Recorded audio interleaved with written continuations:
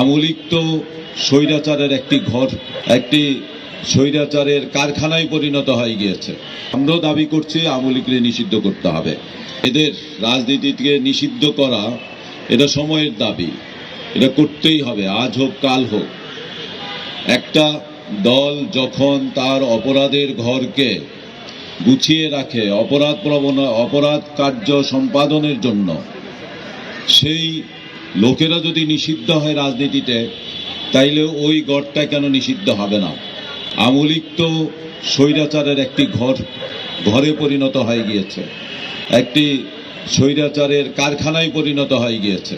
তাইলে স্বৈরাচারের কারখানা কেন নিষিদ্ধ হবে না? এটা হলো বর্তমানে আমাদের প্রশ্ন। অতএব আমরাও দাবি করছি আমলিককে নিষিদ্ধ করতে হবে। এবং এই আমলিক কি করেছে?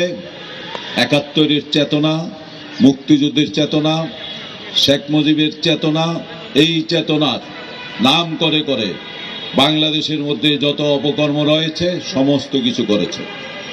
এই চেতনার ব্যবসাকে বন্ধ করে দিতে হলে আমলিকের রাজনীতির বন্ধ ছাড়া বিকল্প নাই।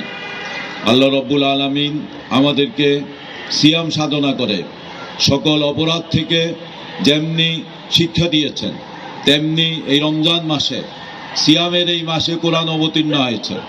কোরআনে সকল জালেমের বিরুদ্ধে আন্দোলন করার জন্য নির্দেশনা রয়েছে।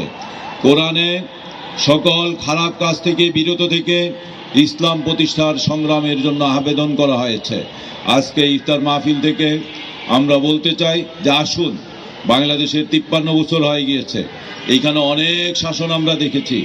কোনো শাসনেই আমাদের অন্ন, বস্ত্র, বাসস্থানের নিশ্চয়তা দিতে পারে নাই, আমাদের চিকিৎসা সবার জন্য করতে পারে নাই, আমাদের শিক্ষা ব্যবস্থা এদেশের ৯২ ভাগ মানুষের বোধ এবং বিশ্বাসের পক্ষে শিক্ষার ব্যবস্থা করতে পারে নাই, আমাদের ভোটের অধিকার প্রতিষ্ঠা করতে পারে নাই।